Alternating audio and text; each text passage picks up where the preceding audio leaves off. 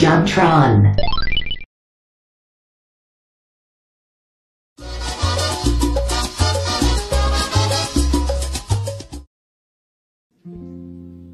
Like glass stained forever red is the mind that won't let go. But how do you forget a face? Especially one like that. I can't forget.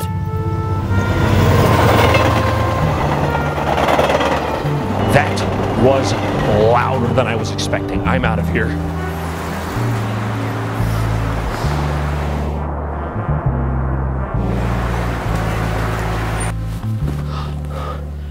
Oh my God, sir, this is amazing. How long have you had this? 1 million years. I'll take it. What is this movie? Dying's for fools. I am on a drug. It's called Charlie Sheen. Oh no. No, I know what this is. I thought they canned this thing over a decade ago. Well, sit tight, ladies and gentlemen, because we're about to have ourselves a food fight. This ill-fated film was the brainchild of Larry Kasanoff. It came out in the year 2012, and it features an all-star cast, including Charlie Sheen, Wayne Brady, Hilary Duff, Eva Longoria, and even Christopher Lloyd. There's only one catch here. The film was supposed to come out in 2003. In late 2002, all the film's files were reportedly stolen in what was quoted an act of industrial espionage. An entire movie right down the drain. At this point, some people would give up. They'd say, that's the breaking point. We tried, team. Good job. Round up next week. But not Larry Kasanoff. He was not one to accept defeat willingly.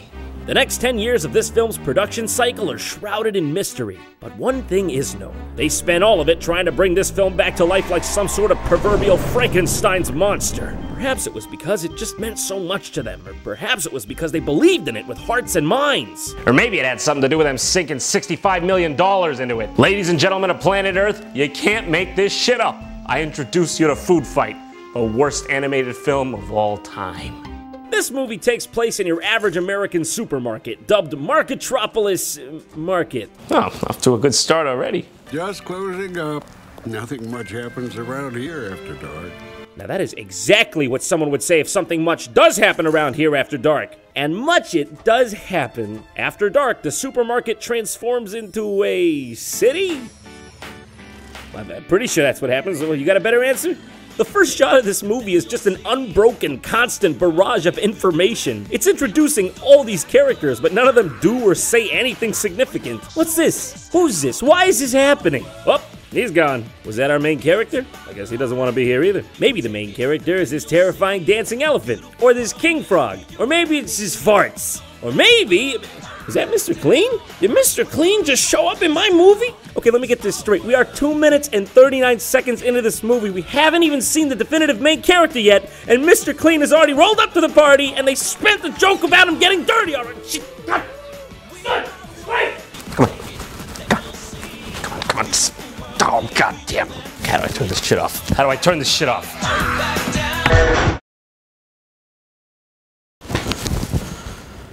Sweet release. No! So here we finally meet our main character, Dex Dogtective, voiced by Charlie Sheen. Listen up, Fat Cat Burglar. I'm giving you one last chance to hand him over before I cash in your coupons for you. So good to hear that voice coming out of that dog. It is you, the great Dex Dogtective, who's about to take a fall. If I had a raisin for every time I've heard that one. Honeybee, flower, mouse, cheese, dog, raisins? I don't see anything wrong with that. Dex is a crime fighter, putting a roof on all the local acts of skullduggery and mischief. Here we see him working to thwart a catnapping. It's just you and me, Fat Cat. Now fork over the little guys and no one gets hurt. I'm gonna kill you. Wow. We're just gonna go right there? Is that so wrong? How do we even broach this? Son of a bitch is falling out of the sky like a goddamn sarcophagus. Light as a feather, stiff as a board. And he sticks the landing! That's the only 10 this movie's getting. Nah, no worries. You can do it. As long as you got me to help you. Did I mention me? Here we meet Dex's best friend, Daredevil Dan, a chocolate squirrel whose main character traits are broken motion capture and making Wayne Brady seem like he's not an actor. Relax, bro. We're talking about sunshine goodness. You could give her a Crackerjack ring and she'd still say yes. What did they film this movie on? Microsoft Connect? Well, the food bank. This is. Am I dead yet? Eventually, we're introduced to the fact that Dex is dating this furry chick over here, voiced by Hilary Duff, and he's about to ask her to marry him. I just want to point out that this magical melon ball exists on the top layer of this reality at all times. Well, that's some good sweatshop CGI there. Oh god, there's something so unsettling about her character. I feel like I have to try to avoid her line of sight to be comfortable. Although it doesn't seem like that's gonna be too hard. So here's a little something I had to figure out for myself about this movie. That is essential to understanding the central concepts in this film. It is never directly referred to at all, not even once. You see, the characters all refer to themselves as Ikes, because they are all, in their own words, icons of a brand of grocery store product, which I guess would explain Mr. Clean from earlier. I don't know, maybe it's a coincidence, who knows. From now on, I'm gonna go by Jat. I'm not gonna tell you why, just figure it out, dick. So, before Dex can pop the question, Sunshine B's a total bitch and walks off into the sunset, even though it's completely obvious that he's about to pop the question. Don't worry. It ain't like it's the last time you're ever gonna see Sunshine again. That's the last time we're seeing Sunshine, isn't it?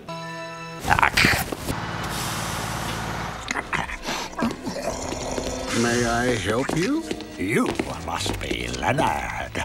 You know, I'd make a comment here, but I'm genuinely worried he might actually have a disability. And then who looks like the bad guy? I mean, okay, this guy's still a little bit because he's a bad guy in the movie, but mostly me. Mostly John. No one wastes me chips and gets away with it. Brand X will pay. Arr. So wait, the chips can also see and talk when we're in the supermarket reality? When does the city reality become the supermarket reality? Is there a divide here? When does it transition from them walking around to being a bag of chips on the shelf? Is this like Toy Story rules, or is this like the Fountain rules, where there's no rules? Oh, God help us, I think this is Fountain rules. It's been 6 months since Sunshine's disappearance, and we find Dex moping in his office because he's an asshole and lost his girlfriend. Dan tries to cheer him up with some good old-fashioned practicality. You got a club to run, and you can bet the Copa Banana's gonna be— His mouth doesn't even sync up. They didn't even try there. What's he doing with his legs? Look at his legs! Why are they constantly moving around like that? It's like if FDR came back to life and tried to show everyone what legs do. Why, of course I can provide you with a backstage pass to the Copa Banana. Let him go, Cheezel. Dex, what a pleasant surprise. Oh, is that a poop rat? Is that a poop rat?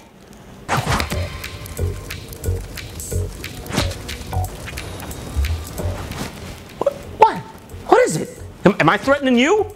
You threatening me? Who's the threat here? You despise me, don't you?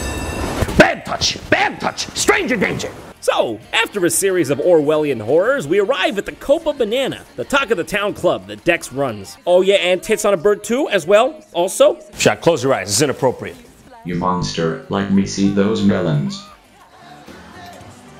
Now that is some dancing that's gonna get you laid, let me tell you about it.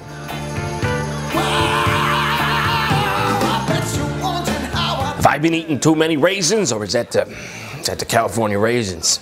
Is that Charlie the Sun-Kissed Tuna? Mrs. Buttersworth? Whoa, wait, Mr. Clean is back?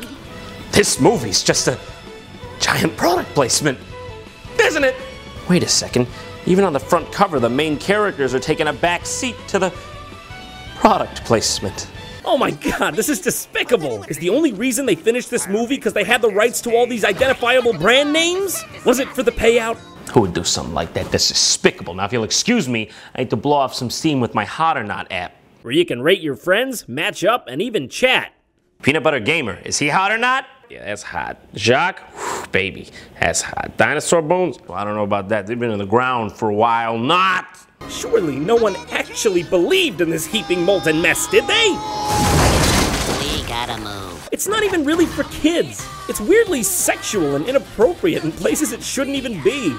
I'm looking for a guy about your height It warms my heart the way you love my raisins, tough guy. Even the Chiquita Banana Woman makes a passing comment about her boob milk. Do I look like the Dairy Queen to you? Well, that's just sick, lady. Well, don't bring that up here. There's kids in the audience. Hell, I'm an adult in the audience and I'm offended. Don't bring that trash here. Oh, mama. Look at this vixen here, voiced by Eva Longoria, whose dashing looks cause a stir in the club. Food fight! We got one! We got one, ladies and gentlemen!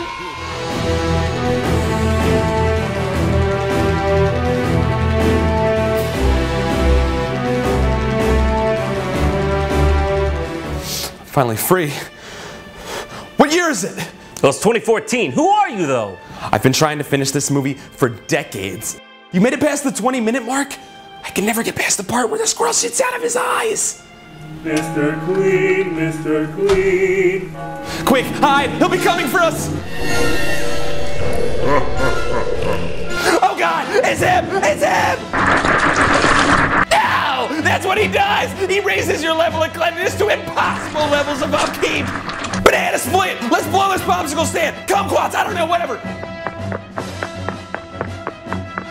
Well, that just sort of happened to me. I mean, I didn't even participate in that. It was cool, though. I don't know. I don't even know what's happening in the film at this point. Stop it, no, that hurt! What is going on? How am I supposed to react to any of this? So as the story goes on, and by story going on I mean becoming a fever dream, a line of evil products called Brand X are setting up shop in Marketropolis Market in an attempt to push out all the other Ikes from the supermarket. Bad things start to happen around town, including the deaths of some of the company mascots themselves. Realizing his town needs help, Dex finally snaps out of his depression and decides to look into things further.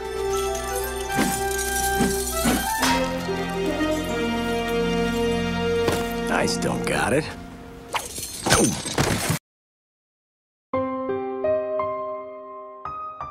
Oh, but being filthy can be loads of fun. Don't you think so, Dex? There are some stains you can never wash out. For God's sakes, work on your aim. I want to know how you rubbed out all those Ikes last night.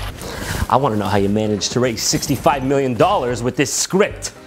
What a surprise! We find out Eva's character has been running with the Brand X boys the whole time, and all she wants is Dex to join her in her evil plot for supermarket domination. Also, she's a Nazis and a Star Wars. What the f?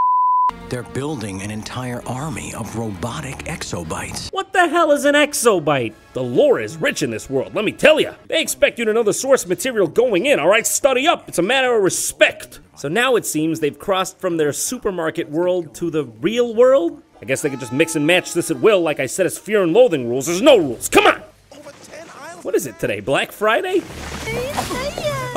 Oh God! Oh God! Real world's horrible, go back to the supermarket world. Miss me? I've made a huge mistake. Supermarket world's just as bad. So we're like halfway through this movie. I don't even understand how there's another half, by the way. And the confused writers are still throwing new characters at us out of the blue, such as this bat pervert who has the hots for chocolate people. Is that the enticing scent of rich, creamy chocolate? Are you chocolate? Are you made of chocolate? Really? So we're gonna fast forward a bit here. There are plenty of twists and turns, let me tell you, but we eventually end up at the climactic showdown between the Brand X guys and the Ikes. And what it ends up being is a 35-minute long, seriously, 35-minute long sequence of a grand scale war between Brand X and the Ikes. Nay, not a war. Food! Oh, we're doing this again? Confetti saved up. Literally, this just goes on and on and on and on. It's just the same shot over and over and over of people falling over and over and over.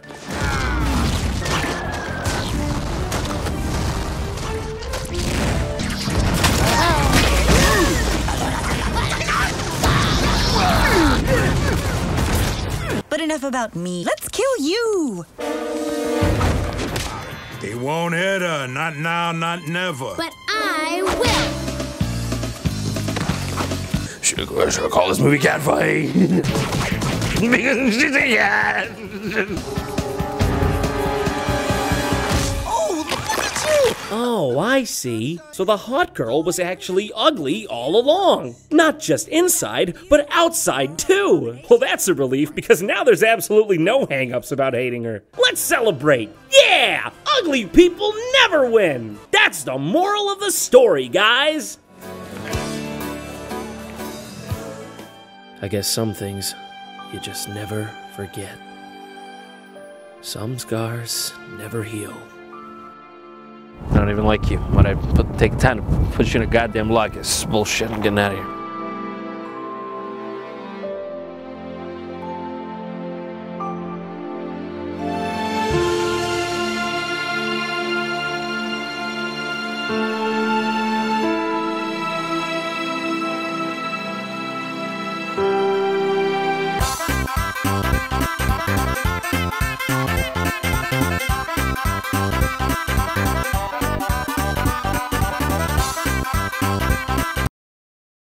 The best way to keep up with all your JonTron going-ons is to subscribe to the YouTube channel, like me on Facebook, and follow me on Twitter. Also, don't forget to check out the Hotternaut app by clicking the link in the description. Special thanks to Brennel Floss and Paul Ritchie for taking part in this video. If you want to see more of their stuff, click their annotations. And if you missed my last episode, you can see it right there. It's on Pirated Pokemon Games.